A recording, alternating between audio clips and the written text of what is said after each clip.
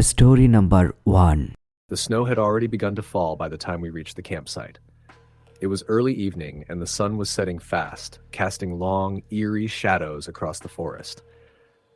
I had been looking forward to this winter camping trip for weeks, though part of me was starting to feel uneasy as the temperature dropped.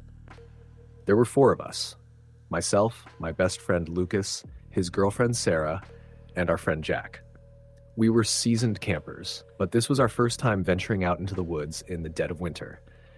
It was the kind of isolated trip we'd all agreed would be a perfect escape from the noise of city life. We arrived at the site near dusk, a clearing deep in the forest surrounded by towering pines. The air was crisp, biting at our faces as we unloaded our gear. We had no electricity, no cell service, just a small fire pit, tents, and an old wooden cabin that was abandoned but had an aura of mystery. The plan was simple: set up camp, make dinner, and spend the night under the stars. The fire crackled to life quickly, its warmth providing some relief from the cold. We sat around it, sharing stories and joking about the inevitable wild animals that might try to sneak into our tents. The forest seemed unusually quiet, a strange stillness hanging in the air that none of us acknowledged out loud. The only sounds were the crackle of the fire and the occasional gust of wind rustling through the trees. "It's so quiet out here," Sarah commented, pulling her coat tighter around her body as the temperature continued to drop. "That's what makes it peaceful," Jack replied, but his voice was tinged with something, unease perhaps, that I couldn't quite place. The fire cast long shadows, and though the night was clear, there was something about the silence that felt oppressive. We sat for a while, eating, laughing, and ignoring the nagging sense that we weren't entirely alone. Eventually, we turned in. The cold air was too much for us to brave staying outside for long. The wind picked up overnight, its howling noise carrying into our tents. I woke up several times, the cold creeping into my sleeping bag, but each time I fell back into an uneasy slumber. By morning, the world outside our tents was covered in a fresh blanket of snow, the campsite looking like a scene from a winter postcard. But as I stepped out of my tent, I noticed something odd: footprints. They were small, but unmistakable, leading from the edge of the clearing to the cabin and back again. The tracks didn't make sense. They weren't animal prints, nor were they human. The shape was strange, almost as though something had been dragging its feet across the snow. There were no footprints leading from the campsite, so whoever or whatever had made them had appeared out of nowhere. "Do you see this?" I asked, my voice low and tense. Lucas, Jack, and Sarah stepped out, their faces immediately shifting from sleepy indifference to concern. "They weren't here last night," Jack said, looking at the tracks with confusion. "This wasn't here when we went to bed." I felt a cold shiver creep up my spine. The prints seemed to lead directly toward the cabin, which had been abandoned for as long as any of us could remember. The windows were dark and grimy, the door barely hanging on its hinges, but despite its rundown appearance, something about the cabin made me uneasy. "I don't like this," Sarah said, her voice tight with anxiety. "We should check it out," Lucas suggested, already heading toward the cabin, but I could see the tension in his shoulders. He didn't want to be the first to go inside. I followed him, my heart pounding. The tracks led us to the cabin door, which creaked loudly as we pushed it open. Inside was pitch black, the smell of old wood and dust hitting us immediately. The floor was covered with a layer of frost, and the walls were lined with mildew. But it was the sense of being watched that unsettled me most. I hesitated for a moment, then stepped inside. The silence in the cabin was oppressive, as though it was holding its breath. We fumbled for flashlights, their beams weak against the thick darkness. It was hard to focus on anything in particular, but there was one thing that stood out. In the far corner of the cabin, there was a chair, an old wooden chair, its backrest high and straight, its seat covered in thick layers of dust. But it wasn't the chair that caught my attention. It was the figure sitting in it. At first, I thought it was a trick of the light, some shadow that was playing with my mind. But as I focused, the figure became clearer, and my heart skipped a beat. A tall, thin figure, its head tilted slightly to the side as if it was staring at us. But it wasn't just the figure that terrified me, it was the way the air grew colder as I looked at it. The cold, bitter chill that seemed to emanate from the very spot it occupied. I opened my mouth to speak, but no words came out. My throat felt dry, and my limbs were frozen in place. Beside me, Lucas was just as still, his eyes wide in disbelief. "What the hell is that?" Sarah whispered, her voice barely audible. "I don't know," Jack said, his voice shaking, "but we need to leave. Now." But as we turned to leave, the door slammed shut behind us with a deafening bang, making us all jump in terror. The figure in the chair hadn't moved, but the temperature continued to plummet. I felt a presence behind me, the unmistakable sensation of someone or something breathing down my neck. I spun around, but there was nothing there. "We need to get out of here," I said, my voice cracking. We rushed to the door, but it wouldn't open. The handle turned, but it was stuck as if it had been frozen shut. The cabin felt smaller now, suffocating. The walls seemed to close in, the air thick with something that wasn't just cold, but oppressive. The figure in the chair was still there, but now it looked like it was leaning forward, its head tilted in a way that made it seem like it was watching us. Then came the whisper. It was soft at first, almost inaudible, but the longer we stood there, the clearer it became. The whispering was coming from all around us, and it wasn't just one voice, it was dozens. The voices echoed, overlapping each other, speaking in a language I couldn't understand. The more I tried to focus, the more I felt the pressure building in my chest. The air was thick with dread, and every part of me screamed to leave. Finally, with a surge of adrenaline, I slammed my shoulder against the door. It burst open, and we tumbled out into the snow, gasping for breath. We didn't stop running until we reached the campsite, and even then we didn't feel safe. It was as though the forest itself was watching us, waiting.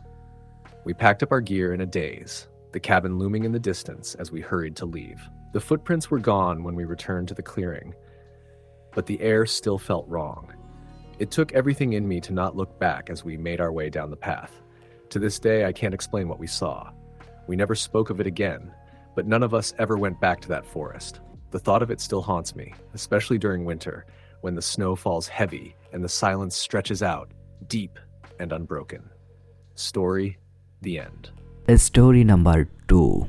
The idea of winter camping had always intrigued me. I'd read about it in hiking magazines and watched documentaries on survival in the wilderness. There was something appealing about the idea of braving the harsh cold and finding peace in the solitude of nature. So, when I had some time off, I decided to give it a try. I researched a few locations and settled on a remote spot in the White Mountains of New Hampshire. The spot was known for its tranquility, with few visitors in the winter months. Perfect, I thought. I packed all my gear, tent, sleeping bag rated for sub-zero temperatures, stove, food, and all the usual supplies. I also brought my GPS, though I knew I wouldn't be using it much. The trailhead was well marked, and I had hiked this area in the summer before, so I felt prepared. I arrived at the trailhead late in the afternoon. The sun was already low, casting long shadows across the snow-covered landscape. The weather forecast had predicted clear skies and cold temperatures, and it seemed to be holding true. The air was crisp, and I could see my breath puffing out in front of me as I unloaded my gear and started my hike. The trail was packed down by previous hikers, making it easier to walk through the deep snow. Still, the going was slow, and the cold seeped into my bones as the sun sank lower in the sky. I had planned to reach my campsite before dusk, but the day was fading faster than I expected. By the time I reached the clearing where I had planned to set up, the sky had turned to a dull purple, and the first stars were starting to appear. I set up camp quickly, eager to get out of the cold. The firewood I had collected crackled as I started a fire, and soon the warmth from the flames began to chase away the chill. I cooked a simple meal, the warm food offering a welcome relief from the cold night air. The wind had died down, leaving only the soft whispers of snow settling in the trees. It was peaceful, almost too peaceful. After finishing my meal, I settled in front of the fire, watching the flames flicker. The silence around me was so complete, it felt unnatural. I've camped in remote places before, but there was something different about this night. Maybe it was the cold or the stillness, but I couldn't shake the feeling that I was being watched. The firelight danced, casting eerie shadows that stretched and shrank across the snow. I convinced myself it was just the isolation playing tricks on my mind. I retired to my tent early, knowing I had a long hike ahead of me the next day. As I lay in my sleeping bag, the quiet of the forest wrapped around me, but I couldn't seem to fall asleep. The night was cold, and every rustle of the wind or crack of the branches outside kept me on edge. Eventually, I drifted off, but I was never fully asleep. Around 2 a.m., I was jolted awake by the unmistakable sound of footsteps crunching in the snow outside my tent. My heart pounded in my chest, and for a moment, I didn't move, straining to listen. The footsteps were slow and deliberate, as if someone was pacing around the tent. I held my breath, waiting for them to stop, but they continued, getting closer, circling the tent. I wasn't sure how long I lay there, trying to convince myself that it was just an animal, maybe a deer or a fox, but the sound felt wrong, too deliberate, too human. I reached for my flashlight, my fingers shaking as I turned it on and shone it through the tent. The beam cut through the darkness, but there was nothing. No figure, no movement. The snow outside was undisturbed. Still, the footsteps continued. They were right outside the tent now, as if someone was standing there, waiting. I could feel my heart beating in my throat, and a cold sweat formed on my skin. I wanted to call out, to shout, but something held me back. I didn't know who or what was out there. The footsteps stopped. Complete silence fell over the campsite. I lay there, listening, every muscle tense. The air felt thick, like it was holding something back. And then, just as suddenly as it had started, I heard a voice, a faint whisper that seemed to come from just outside my tent. "Help me." My blood ran cold. The voice was faint, barely audible, but it was unmistakable. It wasn't the wind, it wasn't the sound of an animal. It was a human voice, soft, distant, and full of desperation. I froze, not daring to move. I knew I should go out, check to see if someone was hurt, but my body refused to obey. I wanted to call out, to ask if they were okay, but I couldn't find my voice. The whisper came again, this time a little clearer. "Help me." It wasn't a plea, it was a command. I don't know how long I lay there, waiting for the voice to stop. The air outside was dead silent now, and I couldn't hear any more footsteps, no more signs of movement. I was paralyzed with fear. The fire outside had burned down to embers, casting long, faint shadows in the snow. The whole forest felt like it was holding its breath. Eventually, I gathered the courage to unzip the tent and step outside. My flashlight shook in my hand as I scanned the area. The clearing was empty, the snow untouched. No footprints, no signs of anyone or anything, just the silent, cold forest. I didn't know what to think. It had to have been my mind playing tricks on me. Maybe I was just exhausted from the hike, or maybe the isolation was getting to me. But deep down, I knew that what I had heard wasn't just a trick. That voice had been real. I stepped back into the tent, my mind racing. I didn't sleep for the rest of the night, listening to every crack and rustle of the trees. The footsteps never returned, but the sense of something being out there never left. The next morning, I packed up as quickly as I could. I had planned to spend another night, but I couldn't shake the feeling that I wasn't welcome in that place. As I hiked back down the trail, I couldn't stop looking over my shoulder, half expecting to see someone or something following me. The snow was fresh, untouched by human feet. But I couldn't shake the image of that figure pacing outside my tent. When I got back to my car and looked at the trail behind me, I thought about the voice I had heard, the footsteps that circled my camp. I had no explanation for it, but something told me that I wasn't alone in that forest. Something was still out there. Years later, I found an old story online about a hiker who had gone missing in that very area. They had vanished without a trace, and their body was never found. The article didn't say much else, but the eerie feeling that had gripped me that night came flooding back. I never went back to that spot in the White Mountains. I've camped many times since, but I've never felt quite as alone as I did that night. And every time I find myself in the quiet of the wilderness, I still wonder if that voice was a warning or something else entirely. Story the end. Story number 3. I've always been someone who finds comfort in the quiet of nature, especially in the winter. The crisp, biting air, the snow-covered ground, and the solitude were the perfect ingredients for clearing my head and escaping the noise of everyday life. So, when I had a week off from work last December, I packed my gear and headed into the Adirondacks for a solo winter camping trip. It wasn't my first time camping in the winter, In fact, I've done it several times over the years, and each trip had been nothing but peaceful and serene. There's something about the stillness of the winter woods that calms me. Maybe it's the isolation, the beauty of the snowflakes clinging to the trees, or just the knowledge that I'm far away from the usual hustle of the world. This time, though, things didn't go as planned. I arrived at the trailhead in the late afternoon, a few hours before sunset. The sky was clear, and the forecast was for cold but calm weather. There hadn't been a significant snowstorm for a week, so the trail was packed down, and the snow was relatively easy to walk on. I was in good spirits as I loaded up my backpack and started the hike in.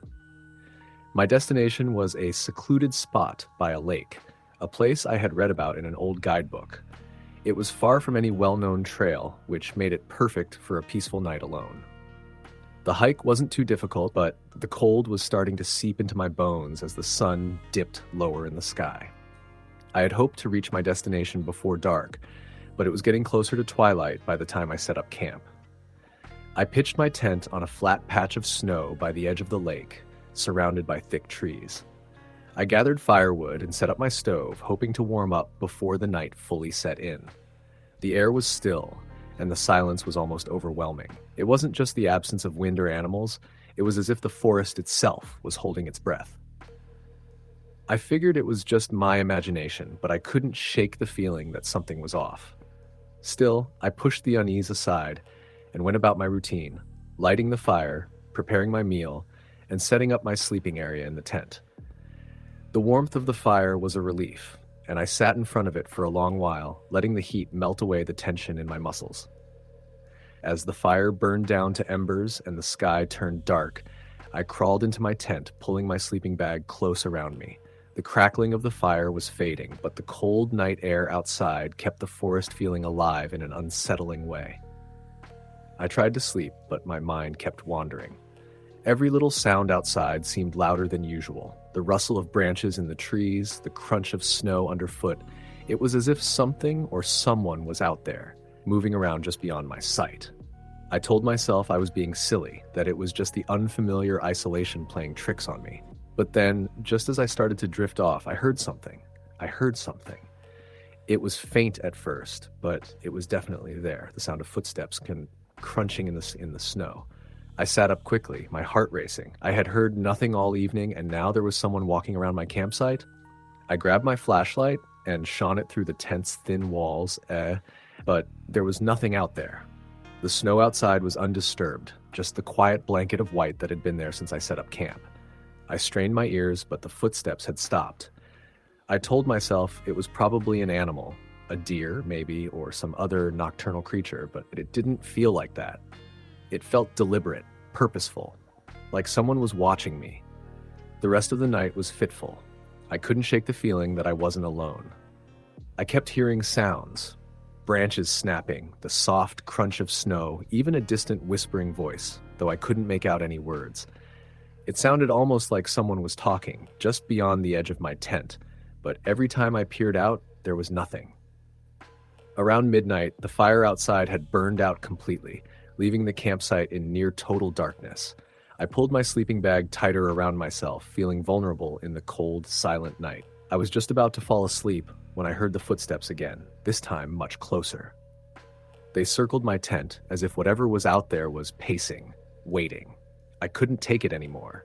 I grabbed my flashlight and burst out of the tent, scanning the area around me. My breath came in ragged gasps as the cold air stung my lungs.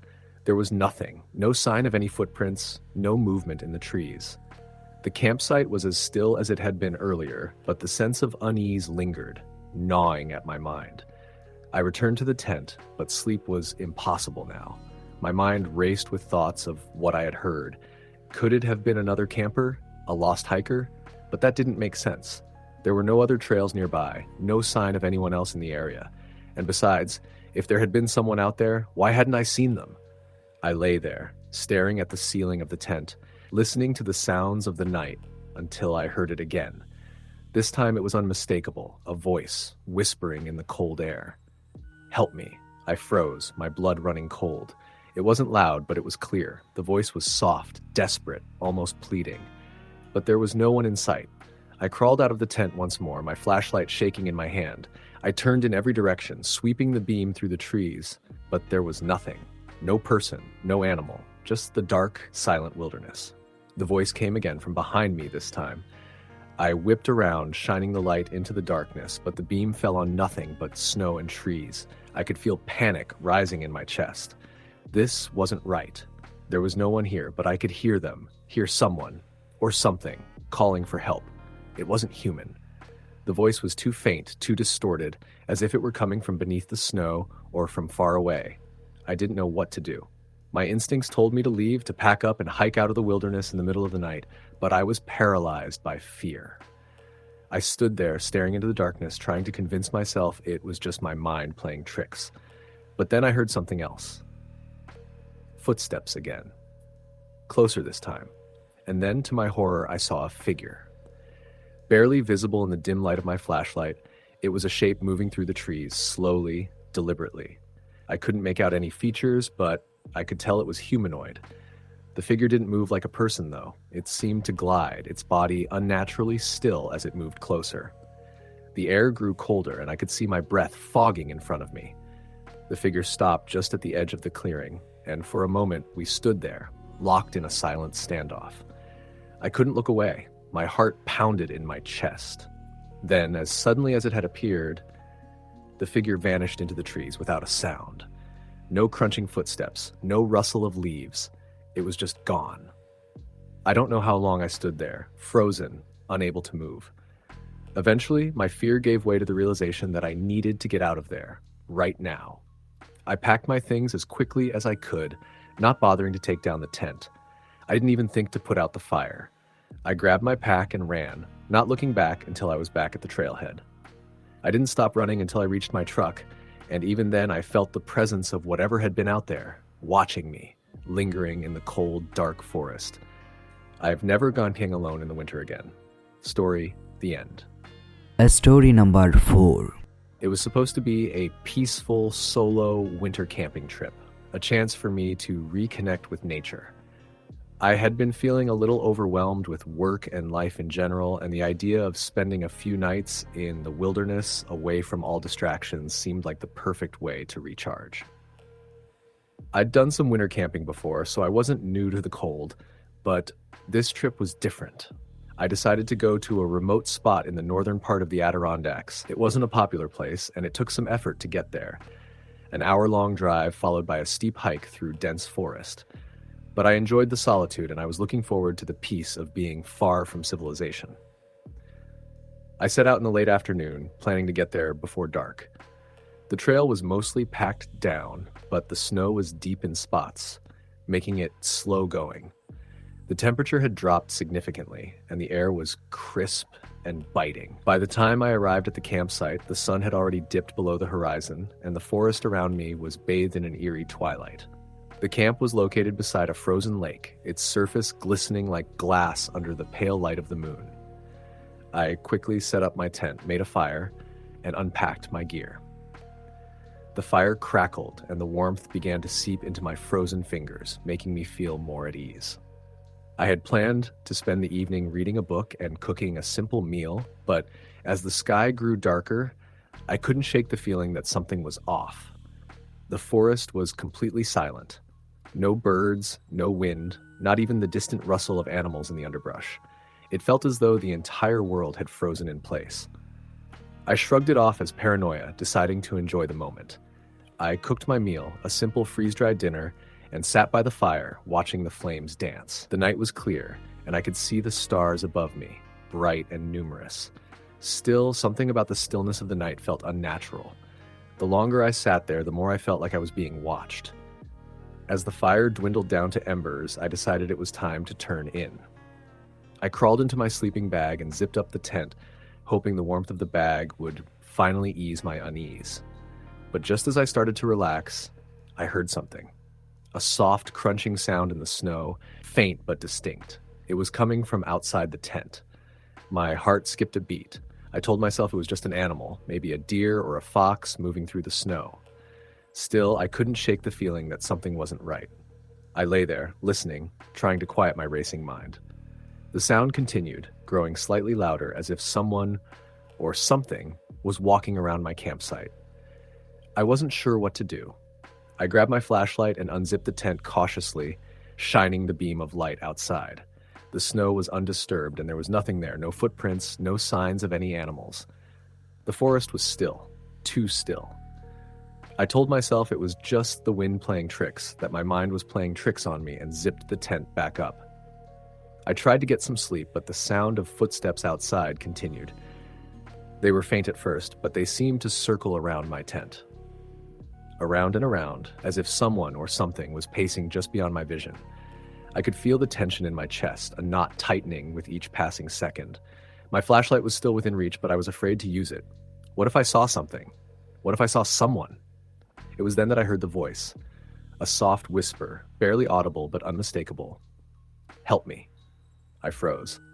My body went rigid with fear. It was so faint, so distant. I couldn't tell if it was coming from outside or if my mind had simply conjured it. I held my breath, waiting, but the forest was silent again. I didn't hear the footsteps anymore, and I didn't hear the voice again. But the silence felt more oppressive than before. I lay there in the dark, wide awake, my mind racing. Was someone out there? I considered calling for help, but the thought of shouting into the wilderness in the middle of the night made me feel more vulnerable. I'd planned to stay a few days, and the nearest ranger station was miles away. No one would be able to reach me until morning at the earliest. I spent what felt like hours listening to the silence. But no matter how still I lay, I couldn't shake the feeling that something was wrong. The forest, usually so full of life, was dead silent.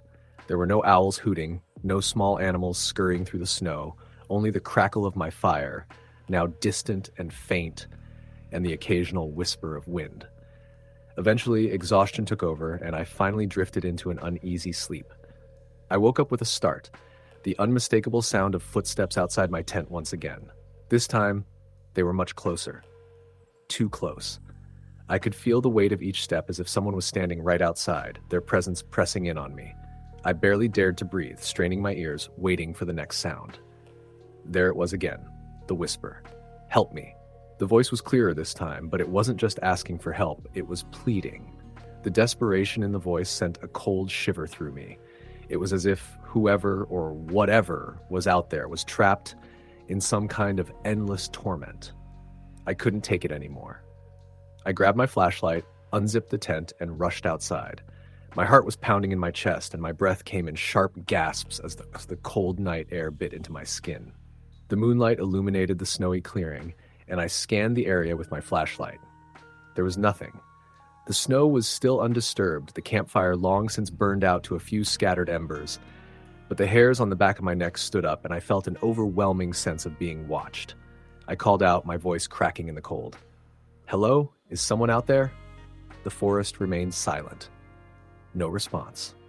I stood there for a moment, scanning the trees, half expecting to see someone, maybe a lost hiker or someone in distress, but there was no one.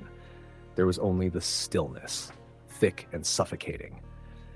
Slowly, I turned back to the tent, the weight of the night pressing on me. I packed up my things as quickly as I could, the cold hands of fear gripping me tightly. By the time the sun began to rise, casting weak light over the frozen landscape, I was already on my way back down the trail, not daring to look back. I didn't know what had happened that night. Was it an animal? My mind playing tricks on me? Or was there something else in those woods, something I had disturbed? I've never been back to that place, and I never will. The woods in winter hold a silence that is almost suffocating, and sometimes I wonder if there's a reason for that silence, a reason that goes beyond the cold, the snow, and the stillness of the trees. Story the end. Story number 5. It was late January when I decided to go on a solo winter camping trip. The idea had been gnawing at me for weeks. My job had been stressful, and I felt like I needed a break from everything. Winter in the mountains was supposed to be peaceful, calm, the sort of silence that comes with deep snow and empty forests. My plan was to hike up into the northern woods, find a secluded spot near a stream, and just spend the weekend. No one would bother me, and I could clear my head. I didn't tell anyone exactly where I was going. It was supposed to be a small escape. The weather forecast was ideal, or so I thought. Cold but clear skies.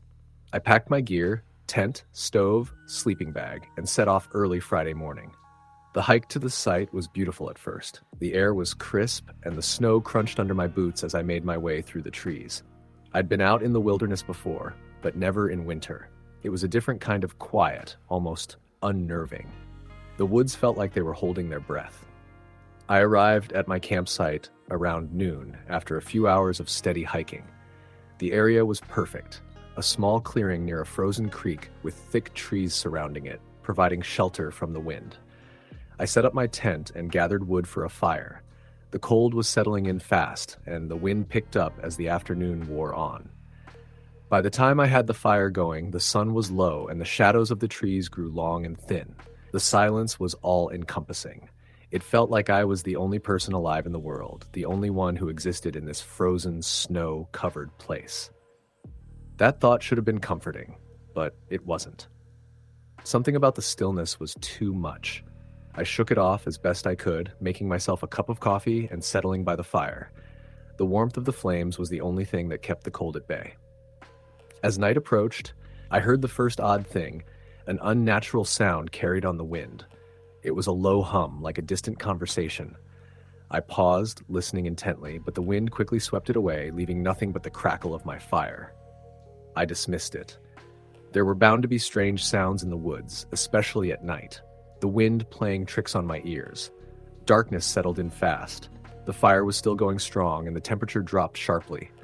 I retreated into my tent, zipped it up, and unrolled my sleeping bag. I spent a while looking at the flickering firelight outside, feeling the cold air seep through the fabric of the tent. It was hard to sleep, the kind of cold that presses in on your bones, even when you're bundled up tight.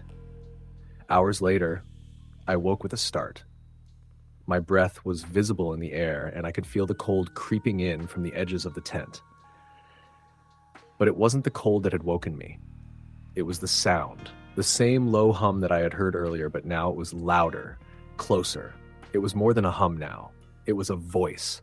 It sounded like someone was speaking, but the words were muffled, distorted. I sat up, straining to hear. I reached for my flashlight, the beam shaking slightly in my hand. I poked my head out of the tent, but there was nothing. The fire had burned low, casting long shadows. The night was still and silent again. I stepped out into the snow, my boots crunching with each step. The hum was gone, replaced by the sound of the wind. I looked around, trying to shake off the feeling that something wasn't right. I checked the fire. Still embers. The forest felt oppressive, as though the trees were watching me. I stood there for a while, scanning the woods. Something wasn't sitting right with me, but I couldn't put my finger on it. There was no one else around for miles. I was alone, or at least I should have been. I crawled back into my tent, trying to settle myself, but sleep wouldn't come. The sound, the feeling of being watched, clung to me. I tried to ignore it, to focus on the warmth of my sleeping bag, but it was no use. The wind howled outside, and the hum started again, faint at first, then growing louder. I was convinced it was my mind playing tricks on me. The isolation, the cold, it was all getting to me. I forced myself to close my eyes, counting each breath as it came, trying to block out the sound. Then suddenly, there was a sharp, quick noise, a knock. It was soft at first, but then louder. It came from outside my tent. My heart leapt into my throat. Someone was outside. I froze, not daring to move, too terrified to even breathe. The knocking continued, now unmistakably close. I could hear it clearly, 3 distinct knocks on the side of my tent. It sounded deliberate, as if someone knew exactly where I was. I grabbed my flashlight and unzipped the tent cautiously, poking my head out. The wind whipped my face, and I could see nothing but the snow swirling in the dim light of the fire. Nothing. I quickly scanned the area, my heart pounding in my chest. I stepped out into the snow again, the eerie quiet surrounding me like a heavy blanket. I couldn't see anyone. There were no footprints in the snow. The forest was silent, except for the occasional gust of wind. I don't know how long I stood there, looking around, feeling utterly exposed. My instincts screamed at me to leave, but something inside me made me stay. I didn't want to be the person who let fear control them. I wanted to prove to myself that there was nothing here, nothing supernatural or scary. But the air had changed. It felt heavier now, as though the world itself had grown tense. The sound of the wind seemed to wrap around me like a warning, and then, just as I was about to turn back to the tent, I heard it again, this time clearer. A voice, whispering my name. It was soft but unmistakable. My stomach twisted in horror. No one should be out here. I ran back to the tent, my hands shaking as I zipped it up and curled into my sleeping bag. I closed my eyes, telling myself that I was imagining it, that it was just the wind. But the whispers grew louder. They weren't distant anymore. They were right outside, just beyond the walls of the tent. I couldn't take it anymore. I grabbed my things, shoved them into my pack, and bolted from the tent, not even bothering to extinguish the fire. I sprinted through the snow, not daring to look back, my breath coming in ragged gasps. The wind howled in my ears, but all I could hear was the sound of my own footsteps in the snow. I didn't stop running until I reached the road, exhausted and terrified. I had no idea how long I had been running. Everything was a blur. The sun was just starting to rise, casting a pale light on the empty, snow-covered landscape. I never went back to that spot. I didn't care to know what had been there, what had whispered to me in the night. I don't know who or what was out there in the woods that night, but I never wanted to find out. Story the end.